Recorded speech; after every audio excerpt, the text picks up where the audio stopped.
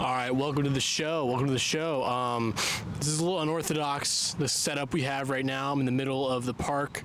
I'm touching grass, as you can tell. I do go outside. I'm not just a guy on the internet who just solely exists on the internet.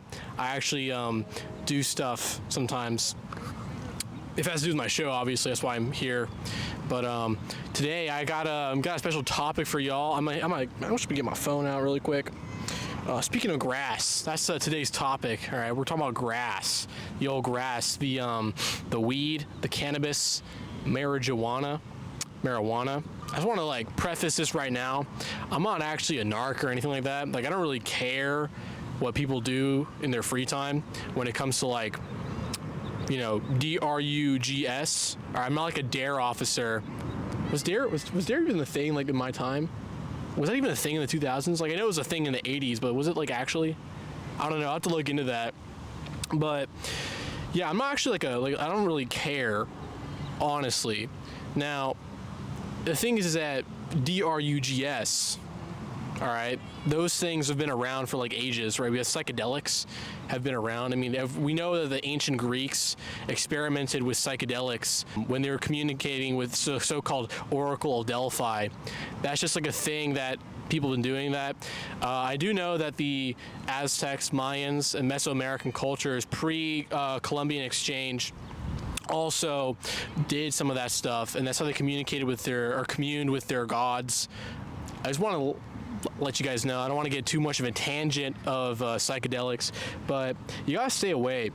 Now, I've dabbled with some of that. I've did shrooms. I haven't done LSD or anything. I know people who have done that, but nothing terrible immediately happened. It's just sort of a thing that, it's I say it's sort of a neutral issue, honestly, but it shouldn't be taken lightly. It really shouldn't be taken lightly. It's not like a thing is just to have fun. It's sort of, you actually need, I think it's more of a social experience. They say with shrooms that you need, or any psychedelics really, ayahuasca, DMT, whatever you have, what have you, all right? You need a trip sitter. And that's just a thing you need. It's just it makes it so you don't go crazy in your trip experience and get a bad trip or something like that. Or if you encounter what are those things, machine elves? Is that what they call them? The machine elves? Machine elves, more like demons. more like the Anunnaki. More like the Archons. That's a Gnosticism reference that it requires elite ball knowledge to understand. Now, but in all seriousness, if you don't want to go insane or later down the line ruin your life with psychedelics, you need a person who's sort of like a the straight man in a comedy sense. A guy who's sort of willing to sit with you and be the normal guy in the room who's kind of present in reality. That's what you need for that. And that's what's very important. Now, marijuana, cannabis, what's the thing? XTC. Not XQC, not the streamer. THC, all right? It's not the same. There's real consequences, and not only that, it's also addictive. Psychedelics not necessarily are addictive. Now, I think the experience of wanting to commune with something greater than yourself, that could be addictive. That could be a vice, but marijuana is probably the most genuinely addictive thing that's kind of tangentially related to psychedelics. Now, it's not labeled as a psychedelic, obviously, but as you'll see later in this video, I do have an experience of greening out, and greening out can be kind of akin to a psychedelic experience, although I don't think it technically classifies as one. As far as marijuana goes, I'm not necessarily against the idea of criminalizing marijuana. I know that marijuana, when it comes to medical use, is kind of important. And I don't really know though data off the cuff. I don't really know any data when it comes to that, but I'm just gonna trust the fact that it exists as available for medical use. I'm not gonna discount it fully because I don't really fully know about it. There's a bunch of school kids coming nearby. I'm in the middle of a park. We're actually right next to my old elementary school.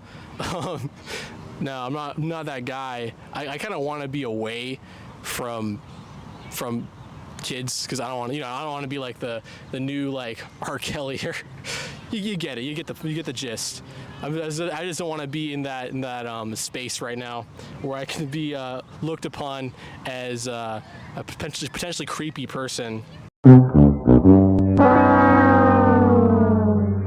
I do want to say though that long-term use of marijuana is actually, or recreational use, let's just say that. What I mean by marijuana is bad for you, the title of this video, I don't necessarily mean that medical marijuana or other forms that are not recreational are bad for you. Maybe I think if you have like a shaman or something like that, some like a spiritual guide, some similar thing with psychedelics, maybe it's not terrible for you, but if you're using recreationally just sort of like to blow off steam or to get you like in the creative mode or some weird crap like that, I would not recommend using that in a long-term sense. I think it's pretty well known that marijuana has pretty bad effects in long-term use. It slows down brain development and it gets you dumber. And that's actually kind of this sort of segues into my personal experience of taking marijuana. I think I've taken like, I don't want to be that guy who's like, I've only taken it once and I had a bad experience and now everyone shouldn't have to do it. That's not that. I mean, I don't want to be that guy who's sort of like, the green stuff, I can't do that. God will hate me. You know, I'm not that type of guy. I'm not a narc. I don't care about stuff like that. But there are 3 individual experiences because I don't really take drugs often. At least they're not medically prescribed to me. But I will say the first time, this is a little bit of a story time. So story number 1, I was in my friend's apartment.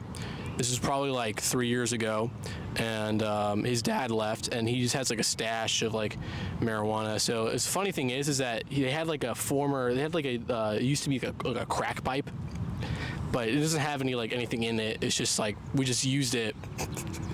I was actually afraid to use that, so I used a more traditional like actual pipe that you would use because I was afraid to burn myself when I would light it.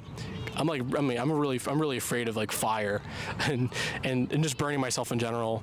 I mean, I used to work in a restaurant, so I got into an injury where I just burned myself on like the stove. It's not here anymore. That was quite a bit ago, but it felt real. It felt like a flash of God before my eyes telling me, Dan Silverman, what are you doing with your life? I ask myself every day about that. But anyways, back to the story. When I did it, I'm one of those people, rare for people, who whenever I do it, I just feel paranoid because it heightens like your senses like a little bit more, and it sort of like slows down or minimizes your connection to reality. Hence why you can have a pseudo psychedelic experience, which I'm going to go later into. Anyway, I was hanging out with my friends and we were walking outside of the apartment. We were going to like McDonald's or something like that, and I just couldn't take. I was really uncomfortable with like my sensory experience of the world around me. Like I was really very uncomfortable, and they were sort of like messing with me because when they get a good high, they get all like goofy and stuff like that, and they're like, ugh. So they just started messing with me the whole time. And then later that night we watched Jaws, and I was like, yo, no, I can't watch that, man. It's too scary, bro. I'm not generally a fan of horror movies, but Jaws isn't that scary. It's pretty dated when it comes to the horror factor, I guess you could say. Yeah, no, it's just that was just not a good experience. That was just sort of like me being paranoid. I felt like the weight of reality crushing me. Also the weight of my own stupidity crushing me, like realizing that like I can't think beyond like I'm a very thinking person. You know, I'm a philosophy student. All right, you're talking to a real philosophy student here. I like the sense of being in control. All right, and this will be very relevant later in my other story. Okay, they're like the PE coach is like yelling into their mic at the kids. I don't know if you guys are getting that right now. I mean, of course you're getting this wind, I think. Oh, there's a June bug too. Awesome. Yeah, so my second story, I was actually visiting my friend near Seattle. This is the same guy's apartment, because he used to live in my town. I was visiting him up in Seattle, and then we went in the middle of the night in the woods, and one of the friends, they brought, because he had two other friends who came along with him, one of the guys brought a blinker with them, and I didn't really know what a blinker was. I just knew it was just sort of like powerful, I guess you could say. So I did my first blinker, and that was something. That was terrifying, actually. The government is not wanting me to reveal the information about marijuana to you because MK Ultra is still alive in effect, and they want to drug us all. Okay, it's gone. Anyway, basically what a blinker is, you just sort of like, you inhale it. It's a vape pen. It's a marijuana vape pen. It's a weed pen. All right. It's a Benjamin. You take it for as long as until the little thing in the end blinks, which is around like 30 seconds to 40 seconds, maybe even a minute. You have to wait a really long time for it to blink, and then after that, you're done. Once it blinks, because a blinker shows that it's getting hot, like really, really hot. So you're getting a lot of it at the same time. So then after that, my entire vision got fuzzy. You guys know like the TV static? You know when you see TV static in like old like TVs? I literally saw that for just that over and over and over and over again. And then it clouded my entire vision where I couldn't even see anything straight. And then I started seeing shapes. I was like going all geometric and shit, man. I was like seeing shapes all over, like just like non-Euclidean like contraptions or some crap like that. And then I was like, I needed to throw up. I didn't throw up because I don't really throw up that easily, but I needed to like lie down. But then they're all like all the other guys are like, don't do it. It's actually bad for you. Don't do it. I couldn't really tell whether if what they said was actually true or they're just trying to mess with me. Because everyone else did, did the blinker, right? Everyone else did that. So everyone's sort of like going goofy. So I was doing what's called greening out, and I was greening out like real hard, man. It was insane. I had to sit down, and then I almost had like a mini ego death, or like an ego disintegration, I think is what it's called, where I just didn't really feel like myself, and I was afraid of that. I'm afraid of letting go of like who I am, my ego, because that like means a lot to me. I realize that my sense of self gives like meaning in a sense to my life, and the idea that the world is like a coherent whole, and like I'm a part of it, but distinct enough from it where I'm my own person.